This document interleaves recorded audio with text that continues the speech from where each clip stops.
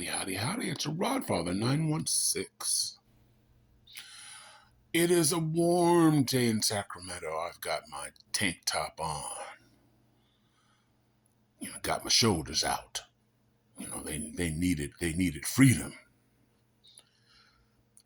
This is weekend 2 of me staying up all night. Almost 2 days staying up. But right now I'm just chilling, kicking back, watching TV, reviewing my blessings.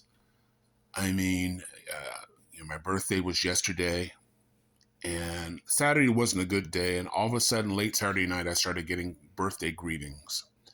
I have friend and family all over the world. I travel a lot. That's one of my passions, meeting people, observing people. And it was just a great day. I was surprised because Saturday kind of sucked. And then all of a sudden, Saturday night, I started getting phone calls. Hey, how you doing? Phone calls from the UK and other parts of Europe. And a dear friend of mine called me from Greece, who I've known for a long time. And we chat on his dime for a change. And through the day on social media, and some of you, greetings. So I really appreciate it. I take nothing for granted. I don't take my friends, my family, my life for granted. Because there's a whole lot of people in worse situations than mine. So I appreciate this life today. It's a good day, not only because it's warm, but I'm hopeful for the future. If anybody's been following the drama that is in Nashville, Tennessee, starting with that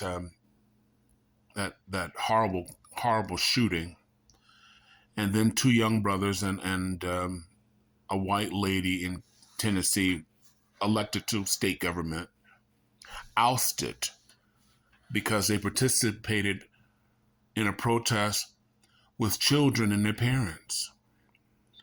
Well, one, Justin Jones, was reinstated today. And the other one, and I think he's from Nashville, and the other one will be reinstated probably on Wednesday, Justin Pearson. Sometimes in the middle of a lot full of weeds, there's a rose. And for me, that rose is Justin Pearson. Both of these brothers are 27, 28, very young. They haven't been in Tennessee politics months. I think Justin Pearson I think he was sworn in March. And what is this today, April 10th? And then he was expelled. Was it race? Well, Tennessee has a history. It's a birthplace of the Ku Klux Klan. It has 30 hate groups. And the white lady was the only one who wasn't expelled. So, she was the only one of the 3. But what they did, and this is what I'm so positive about, is Justin Pearson, who hopefully will be back here on Thursday. By the way, there was a lot of people, a few hundred, quite a few people. I must say probably 500 or 600 people there. And they're saying no Justin, no peace. I like that. So they're backing the brothers. And these are kids mostly. So it gives me a lot of hope. But Justin Pearson, when he spoke, I had chills. I had absolute chills. We have to watch this young brother. This could be the new Obama. This could be a president someplace. This man was eloquent, and he's only 28 and 29. And some of the change in this, and I've said this before, some of the change in this country is going to happen with younger people. My group is sedentary. My group was responsible for change when we were young. So yeah, I'm hopeful. If you can go on YouTube and look at him and listen to him speak, I swear on cheese and crackers that he reminded me of Martin Luther King.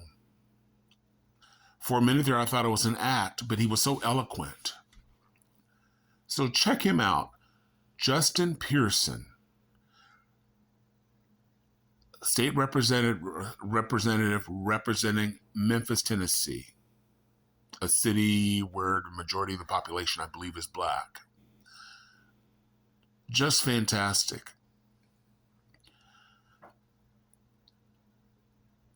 Something else I was going to touch on, and then because I don't want to go long, these videos have been going long, and I hate when they go long.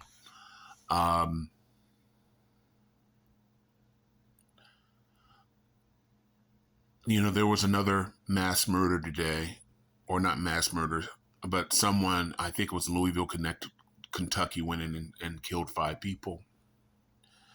And I flashed on my trip to Europe last year. My son lives in Europe, and while I was in London, I was watching the news, and the country was devastated. This is, I think, last August, because a young boy, 9 or 10, was playing around this dumpster and fell in, and he was smothered by the plastic bags that were in there.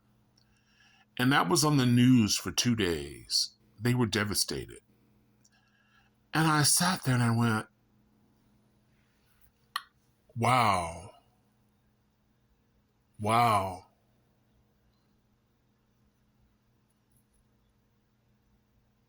I mean, in the United States, people get killed and it's just another day. Turn the page to baby. Can you get me a drink? Policing there is different. The police officers don't carry guns.